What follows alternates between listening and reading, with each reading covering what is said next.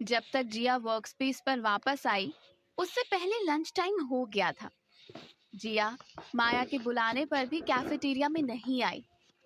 माया ने भी उसकी हालत देखकर उसे उसके हाल पर छोड़ना ही सही समझा और अपना टिफिन पैक करके कैफेटेरिया में चली गई। और जिया खाली ऑफिस में अकेली बैठी थी और जो भी हुआ वो सारी बातें उसके दिमाग में घूम रही थी। और जिया को ना तो काम करने का मन था और ना ही खाने का। उस वक्त जिया को देखकर कोई भी कह सकता था कि उसका शरीर वहां मौजूद है, लेकिन उसका मन कई उलझनों और सवालों में फंसा हुआ है। जिया को अगस्त के ऑफिस से बाहर आने के बाद अपने चारों तरफ की किसी भी चीज का असर होना बंद हो गया था। वो एक बेजान चीज की तरह लिफ्ट से निकली थी और सीधा अपनी कुर्सी पे जाकर बैठ गई। माया की आवाज का जवाब भी उसने कई बार बुलाने के बाद दिया था। माया वहां कैफेटेरिया में जैसे ही पहुंची, सब लोग ग्रुप बनाकर खाना खा रहे थे। तब बाकी लोगों को देखकर उसे अकेले बैठकर खाना खाना अच्छा नहीं लग रहा था, इसलिए वो बाहर आ गई। माया ने बाहर आते हुए जिया की तरफ देखा। जिया अपने ख्यालों में खोई हुई थी। तभी अचानक माया को एक धक्का लगा। जैसे ही उसने पलटकर देखा तो वो हैरान हो गई। आज पहली बार अभिलाषा अपना टिफिन कैफेटेरिया की तरफ लेकर जा रही थी। एक पल के लिए माया उसे वापस जाकर देखना चाहती थी, लेकिन फिर उसने अपने कदम वापस ले लिए और अपने हाथ में लंच बॉक्स लेकर जिया की तरफ चली गई। जिया अब भी अपनी उलझनों में थी। तभी माया उसके करीब आकर कहती है, क्या हुआ? तू आज खाना क्यों नहीं खा रही है? देख, मैंने हम दोनों के लिए क्या मंगाया था, राजमा चावल, तेरे फेवरेट, और तू है कि। माया के एक और शब्द बोलने से पहले ही जिया की आंखों से आंसू आ गए। ये देखकर माया चौंक उठी और उसने झटके से जिया को गले लगा लिया। तभी जिया रोते हुए कहती है, तू अपना लंच छोड़कर यहाँ क्यों आ गई? माया जिया का मन रखने के लिए कहती है, अरे तुझे पता है आज कैफेटेरिया में कौन खाना खा रहा है? वो चुड़ैल अभिलाषा। माया जिया का मूड ठीक करने के लिए उसे कैफेटेरिया और वहां मौजूद लोगों की हरकतों के बारे में बताती जा रही है। लेकिन जब उसने देखा कि जिया ने अब तक उसकी बातों का कोई जवाब नहीं दिया, तभी वो जिया के चेहरे की तरफ देखती है और उसके सिसकियों को देखकर वो अपने दोनों हाथ जिया के कंधे पर रखते हुए उसे संभालने की कोशिश करती है और फिर उसे गले लगा लेती है और फिर धीमी आवाज में कहती है, क्या हुआ जिया? बता मुझे, किसने क्या कहा तुझसे? जिया की सिसकियां थमने का नाम ही नहीं ले रही थी। फिर भी उसने माया के हाथ को कसकर पकड़ा और बोलने की कोशिश करते हुए कहा, वो जिया बोलते बोलते रुक गई। फिर अपने आंसू पोंछते हुए वो अपना सर हिलाने लगी, जैसे वो इस बारे में कोई बात ना करना चाहती हो। जिया सोच रही थी कि वो माया से क्या कहेगी, कि अगस्त ने इतनी कीमती चीज को गुस्से में डस्टबिन में फेंक दिया और फिर जिया कोई गंदगी कहा। जिया बार बार ये बात सोचकर अपने आप को गंदा महसूस करने लगी थी। तभी जिया ने अपना सर माया की बाहों में छुपा लिया और उसे कसकर पकड़ते हुए जमीन पर गिर पड़ी। माया जिया को इस हालत में देखकर जिया से पूछती है, क्या उसने तुमसे कुछ कहा तो नहीं ना? इतने सालों में माया ने कभी भी जिया को इतना परेशान नहीं देखा था। जिया चाहे कितनी ही दुखी रही हो, पर उसकी आंखों से कभी आंसू नहीं निकलते थे। लेकिन वो आज ऐसे क्यों रो रही थी, जैसे उसकी पूरी दुनिया ही खत्म हो गई हो। जिया की ऐसी हालत ने माया को डरा दिया और माया ने तुरंत अपना फोन उठाया। माया के कांपते हाथों को देखकर लग रहा था कि उसे बहुत गुस्सा आ रहा है। तभी उसने अपने फोन में उदय का नंबर डायल किया और उसे उसकी जगह बताने की ठान ली। लेकिन इससे पहले कि माया उसका नंबर डायल कर पाती, तभी जिया ने तुरंत माया का हाथ पकड़ लिया और अपनी सिसकती हुई आवाज में कहा, नहीं माया, तुम जो सोच रही हो वैसा नहीं है। मेरी हालत का जिम्मेदार उदय नहीं है। माया जोर से चिल्लाते हुए कहती है, तो फिर कौन है सबका जिम्मेदार? आखिर तू बता क्यों नहीं रही है? जिया अभी भी चुप थी। तभी माया की नजर दरवाजे पर पड़ी। एक एक करके लंच करके सभी लोग अंदर आ रहे थे। माया ने एक बार जिया की तरफ देखा। उसे पता था कि जिया को रोते हुए देखकर सब लोग वहां पर इकट्ठा हो जाएंगे और उसके रोने की वजह पूछने लगेंगे। तभी उसने बहाना बनाते हुए जोर से जिया से कहा, अरे फिल्मों में तो ये सब होता ही रहता है, और तुम फिल्म देखोगी और फिर ऐसे रोने लगोगी तो कैसे चलेगा? क्या जिया, मैंने नहीं सोचा था कि तुम्हारा दिल भी बाकी लोगों की तरह ऐसे ही कमजोर होगा। ऑफिस में बहुत सारे लोग थे जो लंच के टाइम में अपनी फेवरेट सीरीज या मूवी देखा करते थे, इसलिए उन्होंने माया की बात पर भरोसा कर लिया और जिया की तरफ बिना देखे सब लोग अपने क्यूबिकल्स की ओर चले गए। तभी माया ने इधर उधर जाते हुए लोगों को देखते हुए जिया का हाथ पकड़ा और सभी लोगों को नोटिस करते हुए कहने लगी, बताओ, ऐसे फिल्में देखकर कौन रोता है? चल जिया, बाथरूम चलकर अपना मुंह धो ले।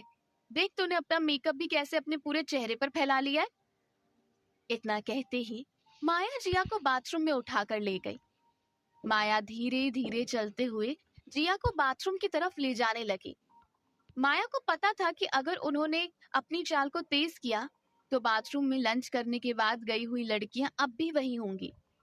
तभी माया ने जिया को बाथरूम के दरवाजे के बाहर रोकते हुए हल्के से दरवाजा खोला और देखा कि अंदर कोई नहीं है।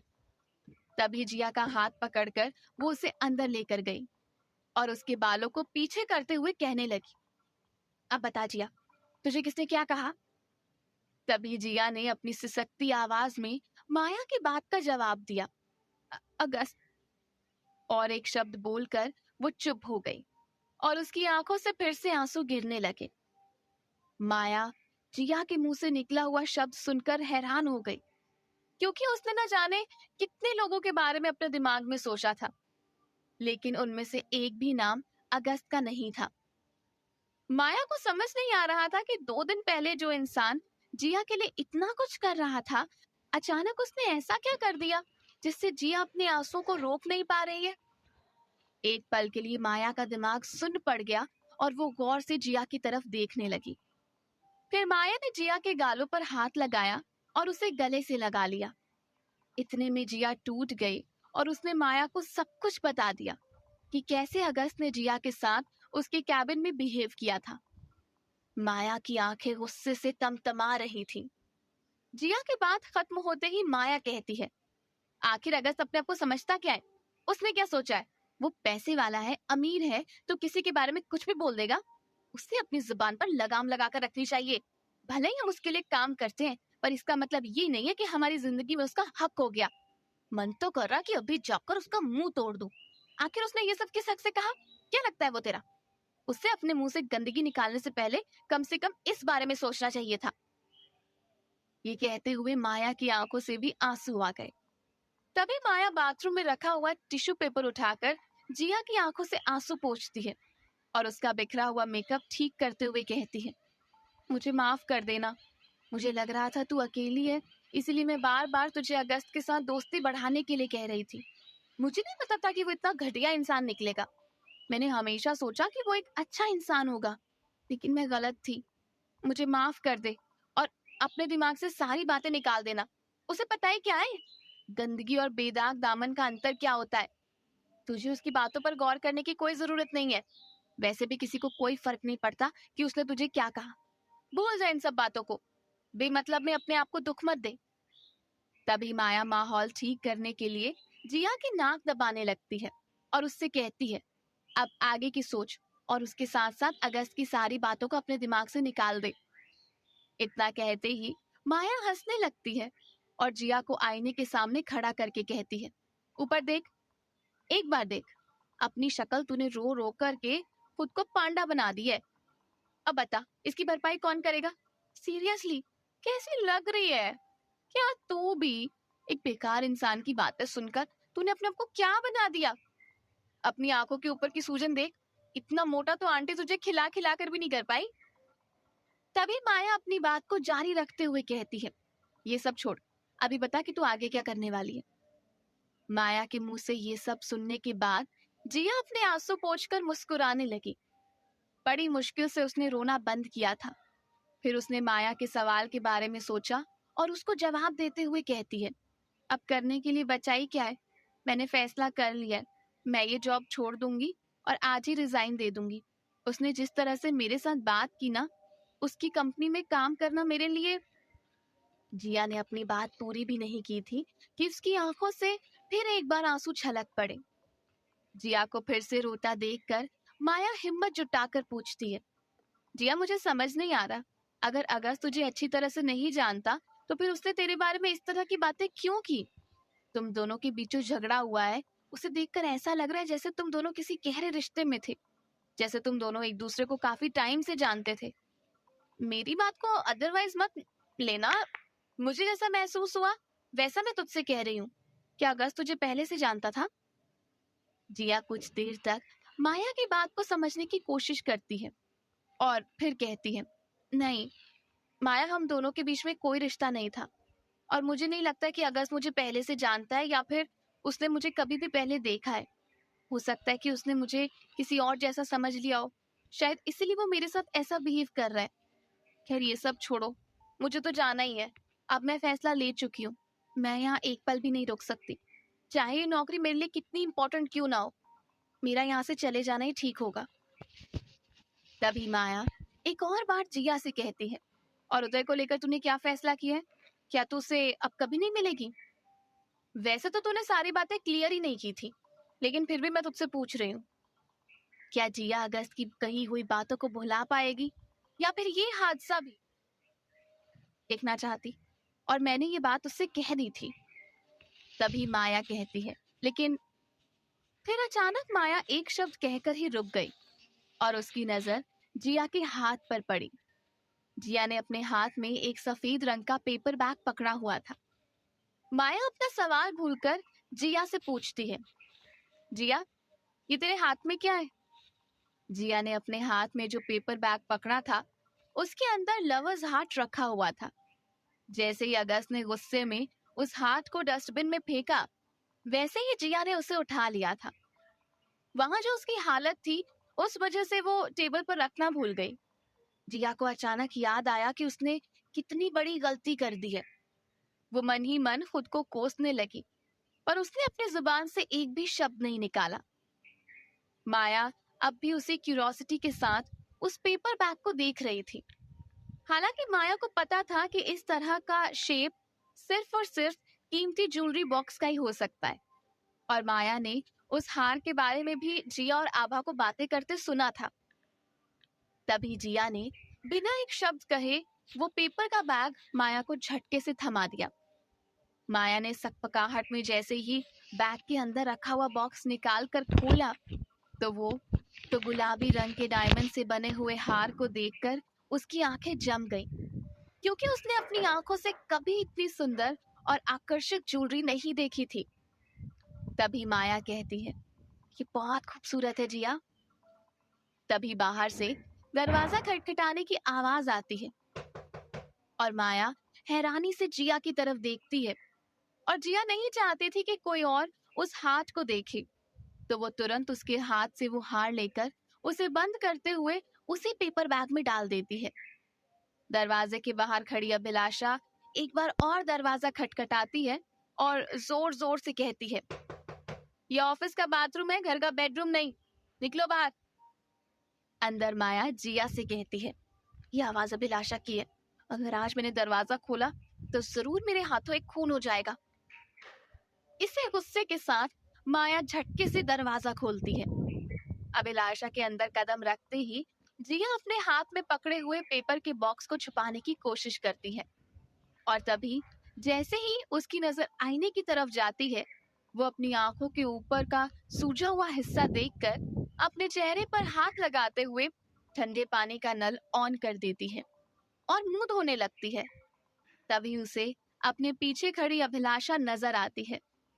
अभिलाषा अपने हाथ बांधकर जिया और माया दोनों की तरफ नजर घुमाते हुए कहती है, इतनी देर से तुम दोनों बाथरूम में क्या कर रहे थे अकेले में, और वो भी दरवाजा बंद करके? उम्मीद है कि तुम ऐसी कोई हरकत नहीं कर रहे होंगे जो ऑफिस के रूल्स के खिलाफ हो सकती है। तभी जिया और माया एक दूसरे की तरफ देखने लगते हैं, और इससे पहले कि माया कोई बहाना बना पाती, तभी अभिलाषा अपनी नाक सिकोड़ते हुए कहती है, ये बदबू कैसी आ रही है यहाँ पर? क्या तुम दोनों को कुछ महसूस नहीं हो रहा है? ऐसा लग रहा है जैसे किसी ने पूरे बाथरूम की दीवारों पर गंदगी मचाई हो। मुझे समझ नहीं आ रहा कितनी बदबू क्यों आ रही है। जब तक अभिलाषा अपनी बात खत्म कर पाती, उससे पहले ही जिया और माया बाथरूम से बाहर आकर सीधा अपने वर्कस्पेस की तरफ चलने लगते हैं। अभिलाषा उन दोनों को ऐसे ही अचानक बाहर जाते हुए देखकर करिश्मा की तरफ मुड़कर कहती है, क्या तुमने इन दोनों को कुछ बातें करते हुए सुना? करिश्मा अभिलाषा की बात का जवाब देते हुए कहती है, वो दोनों बहुत धीरे धीरे बात कर रही थी, इसलिए मुझे कुछ भी समझ नहीं आया। लेकिन हाँ, उन्होंने अपनी बातों में एक बार मिस्टर अगस्त का नाम लिया था। इसके अलावा किसी भी बात की जिम्मेदारी मैं नहीं ले सकती हूँ। हाँ, मैंने ये शब्द उनके मुंह से जरूर सुना था। करिश्मा का जवाब सुनते ही अभिलाषा अपने मैनिक्योर नेल्स को अपने चेहरे पर घुमाते हुए कहती है, करिश्मा, तुम्हारा काम तुम्हें याद है ना? मैंने ये नौकरी तुम्हें क्यों दी थी? ताकि तुम मुझे ऑफिस की सारी खबरें बता सको। पर अफसोस, तुमसे इतना छोटा सा भी काम नहीं होता। अगर तुम ऐसे ही ड्रामा करने वाली हो तो जल्द से जल्द अपना सामान पैक करके यहाँ से निकल लो और ये नौकरी छोड़ दो। अभिलाषा की बात सुनते ही करिश्मा अभिलाषा से कहती है, मुझे माफ कर दो और मुझे समझ नहीं आता, एक पल के लिए मेरी नजर इधर उधर होती है और ये दोनों गायब हो जाती है। अभिलाषा, मैं अगली बार से शिकायत का कोई मौका नहीं दूंगी। करिश्मा को पता था कि उसको ये नौकरी अभिलाषा के रहमो करम पर मिली है। अगर उसने अभिलाषा को उल्टा सीधा जवाब दिया तो वो अपनी नौकरी से हाथ धो बैठेगी। तभी अभिलाषा अपनी आईब्रोज उठाते हुए कहती है, तुमने जिया के हाथ में पकड़ा हुआ पेपर बॉक्स देखा? जरूर उसमें कोई ना कोई कीमती चीज थी, है ना? करिश्मा उसकी हाँ में हाँ मिलाते हुए कहती है, शायद, लेकिन आपको तो पता ही है ना, वो कितनी गरीब और गई गुजरी लड़की है। उसके हाथ में क्या ही कीमती चीज हो सकती है। करिश्मा के इस बात पर अभिलाषा मुस्कुराने लगती है और फिर करिश्मा से कहती है, ठीक है, चलो यहाँ से। दूसरी तरफ जिया आकर फिर से अपनी जगह पर बैठ जाती है और फिर अपना रेजिग्नेशन लेटर टाइप करने लगती है। तभी माया की नजर उस पेपर बॉक्स पर पड़ती है और वो मन ही मन कुछ सोचकर जिया के पास आती है और फिर जिया के कान में कहती है, जिया, अब आगे तुम क्या करोगी? जिया एक पल के लिए टाइप करते हुए रुक गई और उसने देखा कि माया उस ज्वेलरी बॉक्स के बारे में ही बात कर रही है। तभी जिया कहती है, मुझे इसकी कोई जरूरत नहीं है, मैं सचमुच इसे अपने पास नहीं रखना चाहती और जिस तरह से मुझे बेइज्जत किया गया है, मैं इसे वापस लौटाने अगस्त के पास भी नहीं जाऊंगी। तभी माया जिया से कहती है, सुन, अगर तू चाहे तो हम इस कीमती हार को बेच सकते हैं। हमें इतना पैसा मिलेगा कि कल से हमें जिंदगी भर काम पर आने की कोई जरूरत नहीं है। ये कहते हुए माया की आंखों में चमक आ गई थी। उसे देखकर साफ साफ पता चल रहा था कि उसने अपनी खुली आंखों में कितने सारे सपने सजा लिए हैं। तभी जिया माया से कहती है, ठीक है, बेच देते हैं, यही सही रहेगा। कम से कम ये हार मेरे कुछ तो काम आ जाएगा। जिया की बात सुनकर माया फिर से मुस्कुराती है। तभी जिया कहती है, लेकिन बेचेगी कहाँ? हालांकि इससे पहले माया ने इसके बारे में बिल्कुल भी नहीं सोचा था, क्योंकि छोटे मोटे ज्वेलरी शॉप वालों को इतने कीमती हार की कोई जरूरत नहीं थी और ना ही उनके पास इसे खरीदने के लिए पैसा हो सकता था।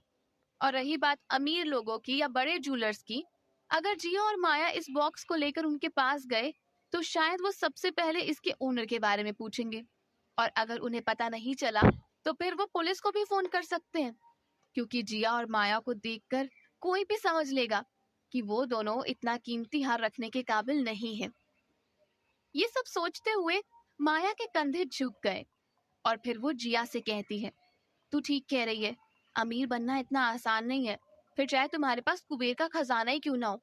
हम दोनों की शक्ल देखकर कोई भी यही कहेगा कि हम गरीब घर में ही पैदा हुए होंगे, हम पर कौन भरोसा करेगा। और अगर हम किसी बड़ी हस्ती के पास जाकर इसे बेचने लगे तो शायद वो आकर खुद अगस्त को इसके बारे में सब कुछ बता देगा। तब सचमुच अगस्त को लगेगा कि हम वही है जो वो हमारे बारे में सोच रहा था। जिया माया की तरफ से नजर हटाकर फिर से अपने कंप्यूटर स्क्रीन की तरफ देखती है। तभी अचानक जिया का फोन बजने लगता है। जिया ने जैसे ही अपने फोन की स्क्रीन को देखा तो ये एक अननोन नंबर था। आज तक जिया ने इस नंबर पर किसी से बात नहीं की थी।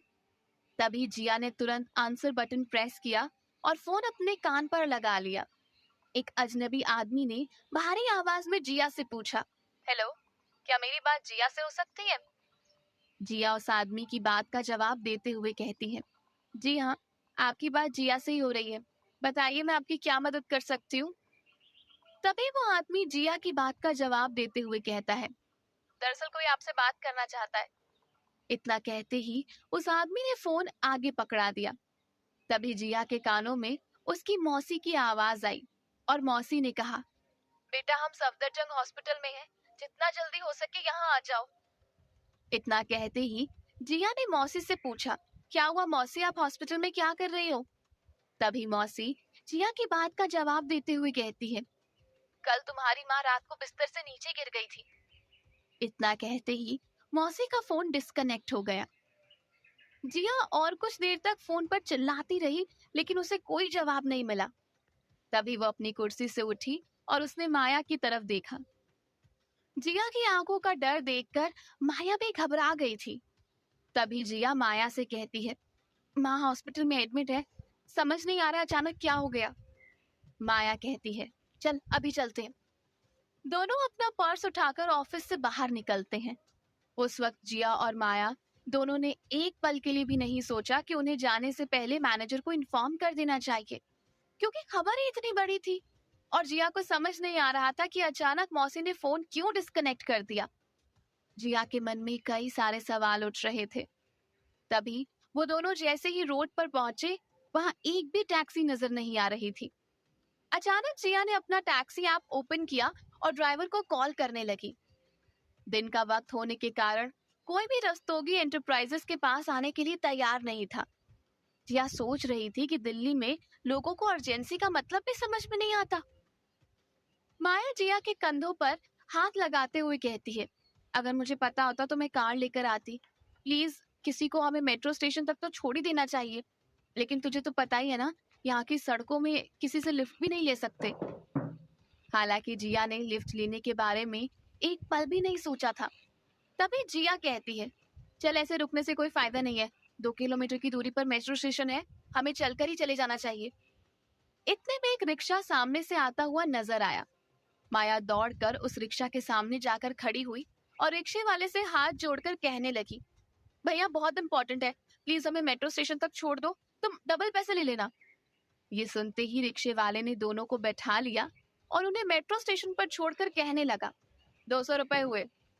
हालांकि सिर्फ 2 किलोमीटर की ही ये दूरी थी, लेकिन उस वक्त जिया और माया दोनों के पास झगड़ा करने का टाइम नहीं था। क्या जिया की माँ ठीक थी या फिर मौसी कोई बहुत बड़ी खबर देने के लिए जिया को हॉस्पिटल बुला रही थी? आगे जानने के लिए अचानक जिया को एहसास हुआ कि वो अपना मेट्रो कार्ड घर पर ही छोड़ कर आई थी। जैसे ही जिया ने मेट्रो कूपन के लिए लंबी लाइन देखी तो वो घबरा गई और उसने अपना सर पकड़ लिया। माया तुरंत जाकर मेट्रो की लाइन में लग गई और उसने जिया से कहा, तू परेशान मत हो, आंटी ठीक ही होंगी, बस 5 मिनट में ये लाइन खत्म हो जाएगी, फिर हम आराम से मेट्रो में बैठकर हॉस्पिटल पहुंच जाएंगे। ये कहते हुए माया ने जिया के चारों तरफ अपने हाथ डाल दिए। माया की बात कुछ लोगों के कानों तक गई तो उन्होंने उसे आगे जाने दिया और जैसे ही माया ने कूपन खरीदा, वैसे ही जिया और माया दोनों मेट्रो की एंट्री की तरफ भागने लगे और फिर मेट्रो पकड़कर सीधा सफदरजंग चले गए। वो वहां पर जाते ही लगातार मौसी को फोन कर रही थी, लेकिन मौसी का फोन स्विच्ड ऑफ आ रहा था। जिया और माया ओपीडी में जाकर मोहिनी के बारे में पूछते हैं, पर वहां किसी को भी मोहिनी के बारे में कुछ पता नहीं था। जनरल वार्ड में मरीजों की भीड़ लगी हुई थी। किसी के हाथ पैर कटे थे तो कोई बुखार से पीड़ित होकर सोया हुआ था। जिया कभी जनरल हॉस्पिटल में नहीं जाया करती थी, क्योंकि उसे लोगों को इस तरह बीमार देखना पसंद नहीं था। लोगों को बीमार देखकर उसे रात भर नींद नहीं आती थी, पर आज हॉस्पिटल आना उसकी मजबूरी बन गई थी। उन सब लोगों को देखकर जिया सोच रही थी कि कहीं उसकी माँ भी ऐसे ही किसी जनरल वार्ड में पड़ी परेशान ना हो रही हो। तभी जिया ने अपना फोन बाहर निकाला और उस नंबर पर फोन किया। जिससे उसे हॉस्पिटल से फोन आया था। इस बार भी उसी आदमी ने फोन उठाया था जिसने जिया के साथ बात की थी। तभी जिया कहती है, कुछ देर पहले मेरी मौसी ने मुझे फोन किया था, क्या आप मुझे बता सकते हैं वो कौन से वार्ड में है?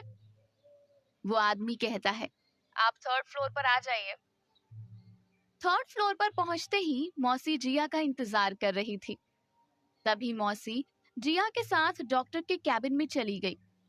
अंदर जाते ही डॉक्टर ने जिया को बताया, उसकी माँ के फर्श पर गिरने की वजह से ब्रेन इंजरी हुई है और उनका ऑपरेशन जल्द से जल्द करना पड़ेगा।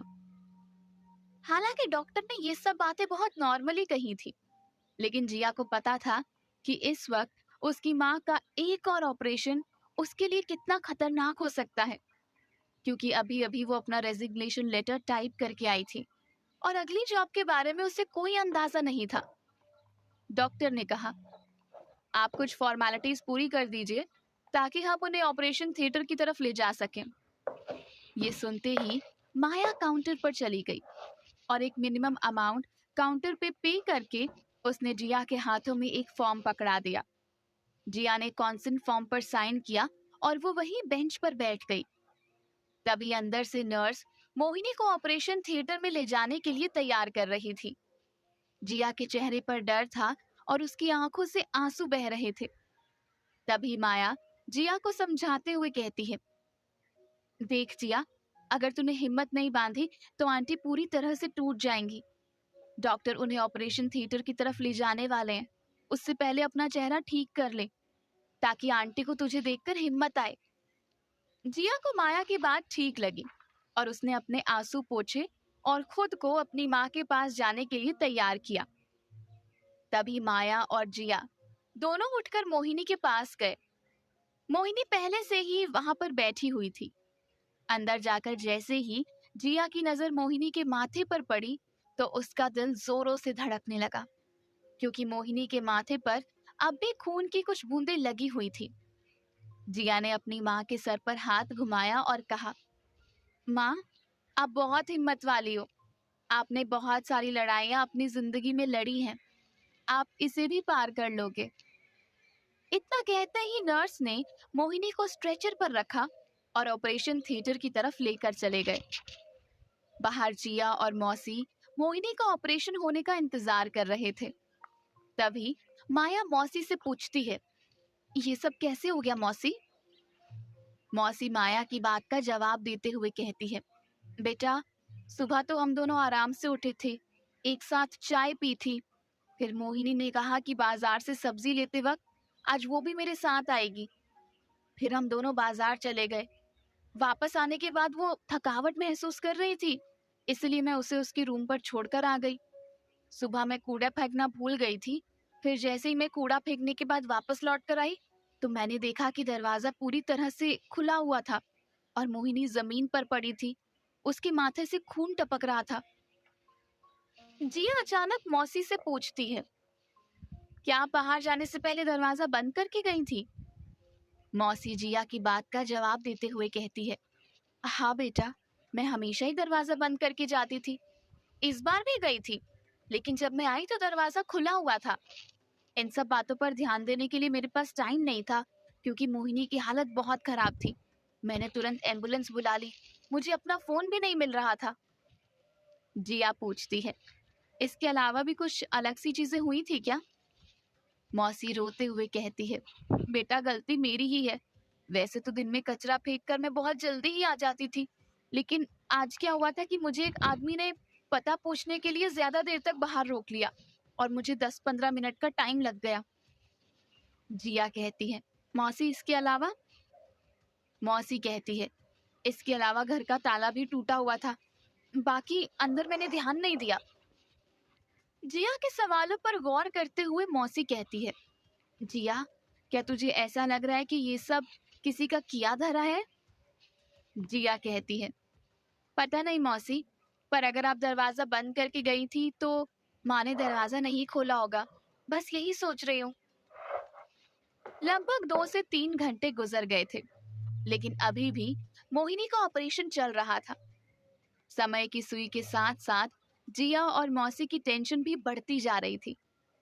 तभी माया को याद आता है कि उन लोगों ने ऑफिस में किसी को इन्फॉर्म तक नहीं किया। इसलिए माया ऑफिस में सीना को फोन करके कहती है, सीना, हम दोनों ऑफिस से बिना बताए निकल आए हैं, प्लीज मेरा डेस्क क्लोज कर देना। तभी सीना माया से कहती है, ये बात अब पूरे ऑफिस को पता चल गई है और अभिलाषा ने ये कहा है कि अगर तुम लोग शाम तक वापस नहीं आए तो इस महीने तुम्हें कोई इंसेंटिव नहीं दिया जाएगा। इतना ही नहीं, तुम्हारी सैलरी में से भी आज की पेमेंट डिडक्ट हो जाएगी। सीना की बात सुनकर माया को गुस्सा आ गया और वो गुस्से में कहने लगी, एक काम करो, तुम अभिलाषा से कह दो कि मैं ये जॉब छोड़ रही हूँ, शायद उसे खुशी मिल जाएगी, फिर वो मेरी सैलरी, मेरा इंसेंटिव और सब कुछ रख ले। क्या उसको समझ में नहीं आता कि जब मैं बता रही हूँ कि कुछ मेडिकल इमरजेंसी हो गई थी? खैर, तुम छोड़ो, मैं तुम पर क्यों चिल्ला रही हूँ, मैं खुद अभिलाषा को फोन कर लूंगी। इतना कहते ही माया ने फोन डिस्कनेक्ट कर दिया। तभी जिया को याद आया कि वो भी अपना कंप्यूटर ऑन छोड़ करके ही आ गई थी और उसने रेजिग्नेशन ड्राफ्ट टाइप करके रखा था।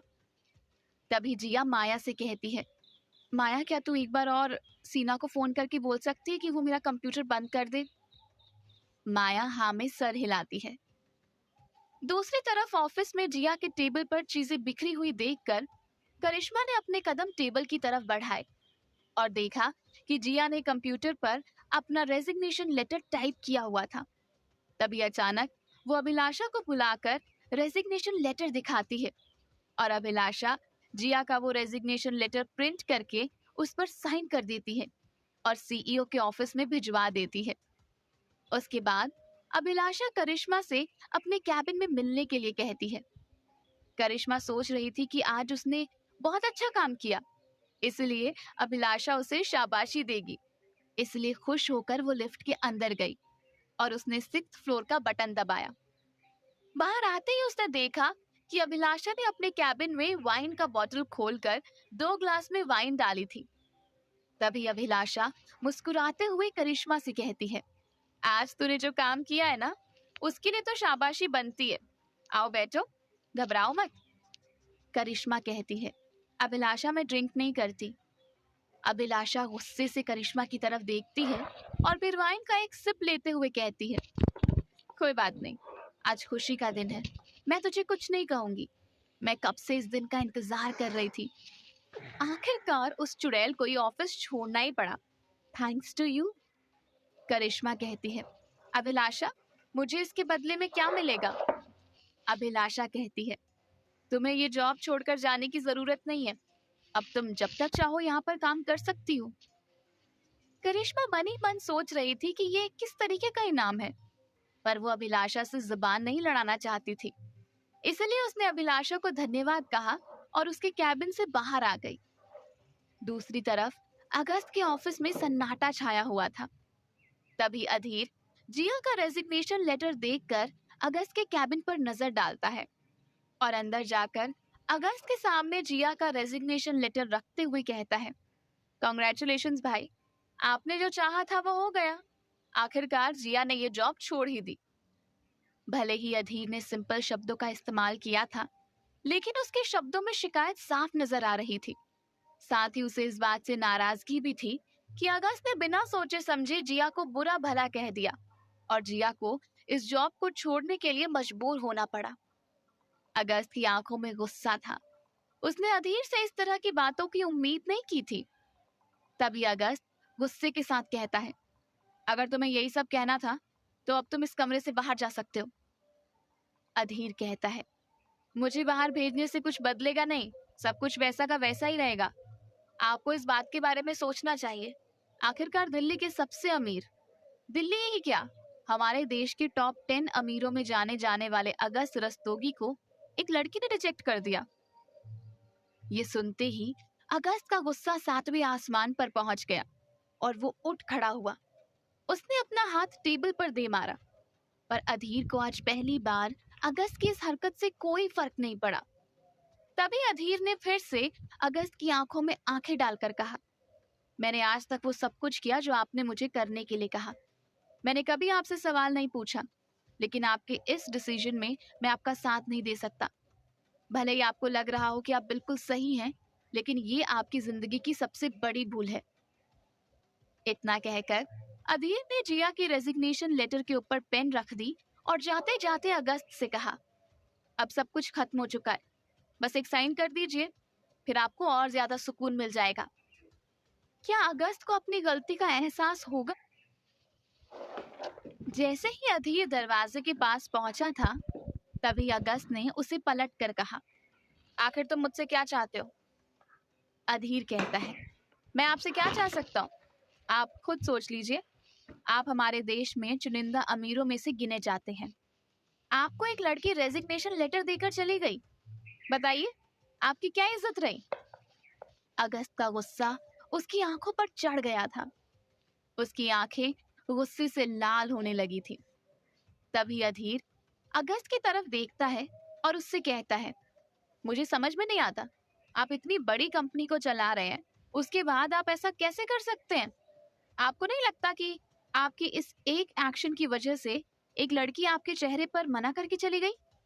इतना कहते ही अधीर हंसने लगा और उसने अपने कदम दरवाजे की तरफ बढ़ाए और वहां अगस्त का पूरा शरीर गुस्से से तमतमा रहा था। उसने अपने हाथ जेब के अंदर से निकाले और तभी उसने कसकर मुट्ठी बांधी और तेजी से पलटते हुए अधीर की तरफ गया और अधीर को एक मुक्का मारकर जमीन पर गिरा दिया। अधीर के होंठ पर अगस्त की उंगली में पहनी हुई रिंग का कोना लगा और उसके मुंह से खून निकलने लगा। अधीर ने अपने हाथ से उस खून की बूंद को छुआ और एक आह भरी और फिर नजर उठाकर अगस्त की तरफ देखा। अगस्त की आंखों में अभी भी वही गुस्सा था। तभी अधीर मुस्कुराते हुए कहता है, आपका बचपना कभी नहीं जाएगा ना? आप बचपन से मुझे इसी तरह डोमिनेट करते आए हो। आपको क्या लगता है ऐसा करने से इंसान पावरफुल दिखता है? नहीं, ऐसा करने से इंसान पावरफुल नहीं, डरपोक दिखता है। मैंने आपका ईगो रखने के लिए हर बार आपकी बात मानी, आपकी हर बार मार सही, पर अब बस हो गया। मैं आपको साफ कह देना चाहता हूँ कि अब मुझे आपसे कोई डर नहीं लगता है।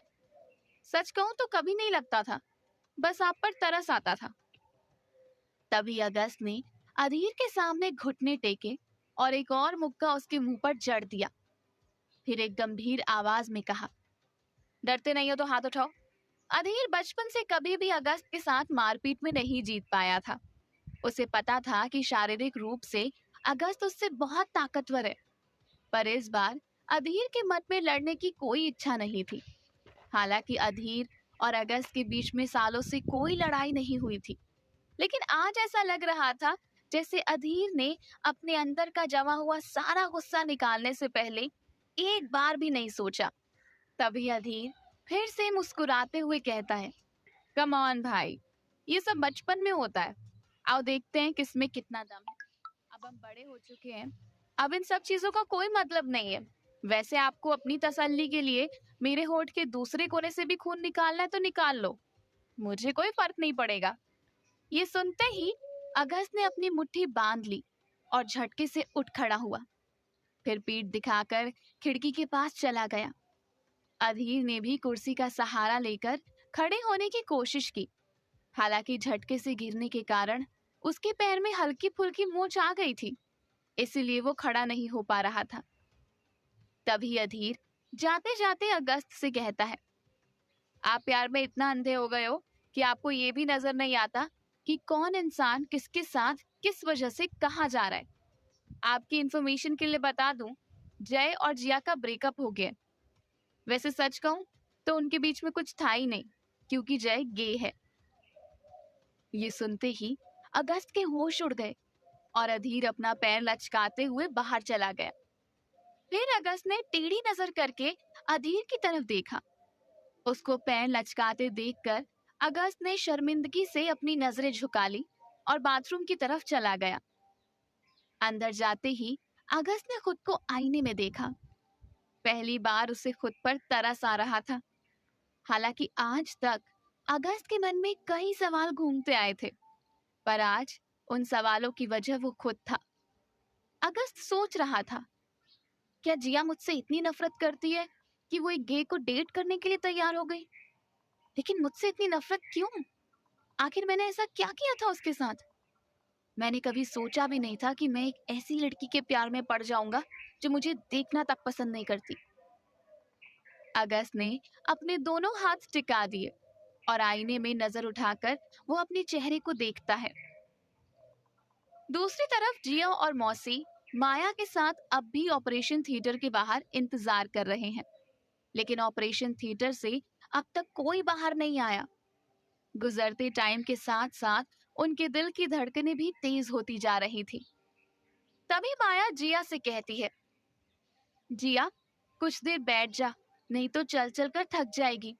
वैसे भी इतना परेशान होने से कुछ नहीं होने वाला, तुझे हिम्मत बांधनी होगी।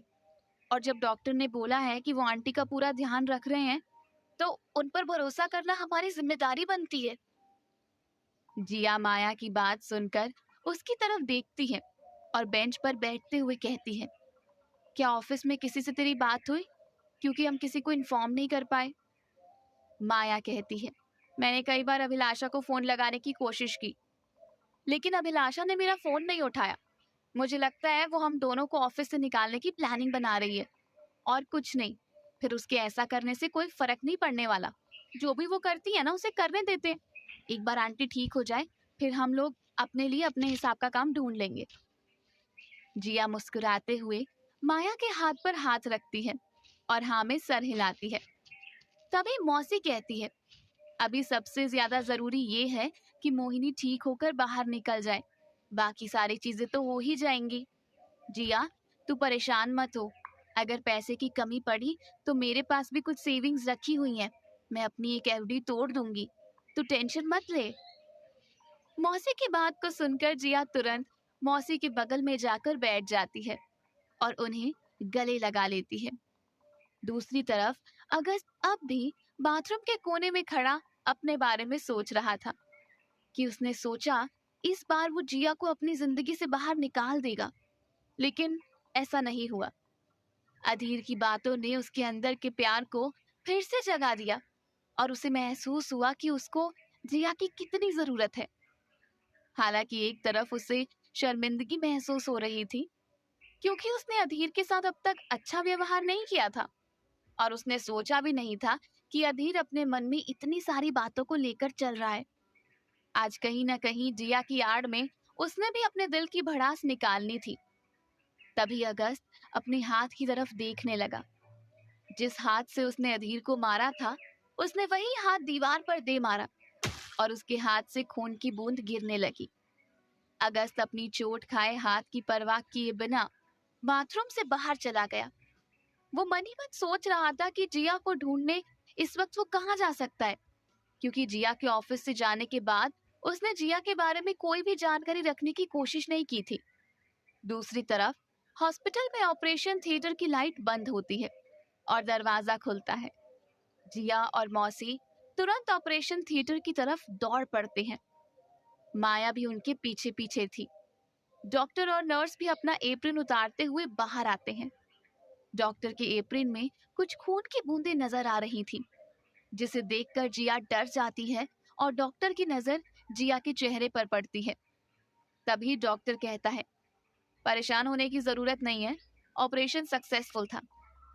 डॉक्टर की बात पूरी होने से पहले नर्स जिया को बताती है, और होता भी कैसे नहीं, आपको पता होना चाहिए कि दिल्ली के ही नहीं बल्कि देश के सबसे जाने माने न्यूरो सर्जन है डॉक्टर पवन। आप और आपकी माँ दोनों लकी हैं जो इस समय डॉक्टर पवन शहर में थे, और उन्हें जैसे ही पता चला कि हमारे हॉस्पिटल में ये केस आया है, वैसे ही उन्होंने ऑपरेशन के लिए हाँ कह दी। सच कहें तो इनकी जो फीस है उसे चुका पाना किसी मामूली इंसान के बस की बात नहीं है, पर इस बार इन्होंने पैसे को साइड में रखकर एक इंसानियत के नाते आपकी माँ का ऑपरेशन किया है। डॉक्टर पवन के एक्सप्रेशंस को देखकर लग रहा था कि उसे अपनी इतनी तारीफ सुनना पसंद नहीं है। तभी वो नर्स की तरफ देखकर कुछ बोलता, इससे पहले ही जिया ने एक कदम आगे बढ़ाया और डॉक्टर का हाथ पकड़ते हुए कहा, मुझे समझ नहीं आ रहा है डॉक्टर, मैं आपको किस तरह से थैंक यू कहूँ, क्योंकि आप अंदाजा भी नहीं लगा सकते कि आपने मेरे लिए क्या किया है। डॉक्टर पवन की उम्र ज्यादा नहीं लग रही थी। वो लगभग 30-32 साल का ही होगा। उसका कद लगभग 5 फुट 10 इंच के आसपास था। शरीर देखकर लगता था कि जैसे रोज जिम जाता हो।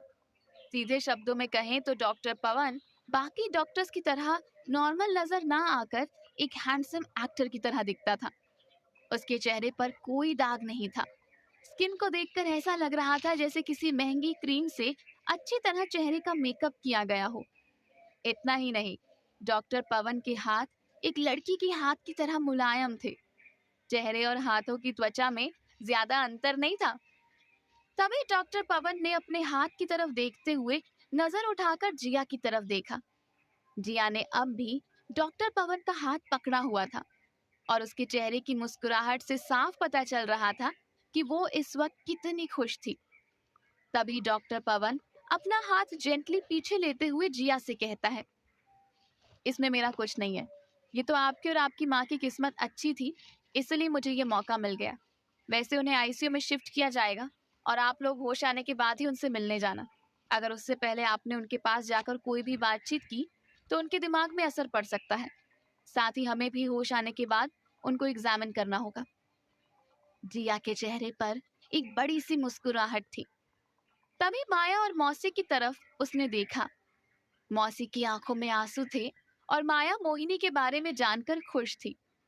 माया अपना कदम आगे बढ़ाते हुए जिया के कंधे पर हाथ रखती है और जिया तुरंत माया को हक कर लेती है। तब तक डॉक्टर पवन वहां से जा चुका था, लेकिन नर्स अब भी वहीं खड़ी थी। इसलिए जिया नर्स से कहती है, क्या तुम मुझे बता सकती हो कि मैं डॉक्टर पवन का थैंक यू कैसे अदा करूं? इतने में ही डॉक्टर पवन जिया की बात सुन लेता है और मुड़कर देखता है। फिर मुस्कुराते हुए कहता है, इन सब की कोई जरूरत नहीं है मैडम, आप बस अपनी माँ का ध्यान रखिए। इतना कहकर डॉक्टर पवन तेज चाल में चलते हुए वहां से चला गया। तभी जिया नर्स से कहती है, अच्छा ठीक है, बस तुम मुझे आईसीयू का रास्ता बता दो ताकि मैं वहीं जाकर माँ के होश में आने का इंतजार करूं। नर्स जिया को एलिवेटर की तरफ इंडिकेट करती है। जिया नर्स को थैंक यू बोलकर मौसी और माया के साथ लिफ्ट की तरफ चली जाती है। लिफ्ट का दरवाजा खुलते ही तीनों अंदर जाकर सेकंड फ्लोर का बटन दबाते हैं। दूसरी तरफ अगस्त अपने ऑफिस में बैठा था। तभी उसकी नजर जिया के रेजिग्नेशन लेटर पर पड़ती है और वो उसके बगल में रखी हुई गाड़ी की चाबी की तरफ अपना हाथ बढ़ाता है। क्या अगस्त जिया को ढूंढ पाएगा? जिया, माया और मासी आईसीयू के बाहर पहुंचते हैं। तभी जिया आईसीयू की विंडो से अंदर झांकने की कोशिश करती है और फिर वापस आकर बेंच के पास टहलने लगती है। तभी माया जिया से कहती है, जिया, जैसा कि नर्स ने बताया, अभी आंटी को होश में आने में लगभग 48 घंटे लगेंगे। मुझे लगता है तब तक यहाँ पर रुकना बेवकूफ़ी है। तुम्हें चलकर कुछ खा पी लेना चाहिए और आराम भी कर लेना चाहिए, ताकि जब आंटी को होश आ जाए तो तुम्हारे चेहरे पर वो थकावट न रहे जो आंटी को परेशान कर सकती है। जिया माया की बात का कोई जवाब नहीं देती। तभी मौसी भी जिया से कहती है, माया ठीक कह रही है बेटा, तुझे घर जाकर नहा धोकर थोड़ी देर लेट जाना चाहिए और अगर भूख लगी है तो कुछ खा भी लेना। तब तक मैं यहाँ पर हूँ, तेरे आते ही फिर मैं कुछ देर के लिए घर चली जाऊंगी। और अभी मोहिनी भी बेहोश है, जब उसे होश आएगा तब तो यहाँ पर रुक जाना। माया कहती है, मौसी, हम सब भी एक साथ घर जा सकते हैं। नर्स ने कहा था ना कि आंटी को होश में आने में 2 दिन लगेंगे, फिर रुककर कोई फायदा नहीं है और अगर जरूरत पड़ी तो हॉस्पिटल वाले खुद कॉल कर लेंगे। इसका पता नहीं, अगर ये नहीं जाती है तो आप चले जाओ, मैं इसे अपने साथ ले जाने की कोशिश करूंगी।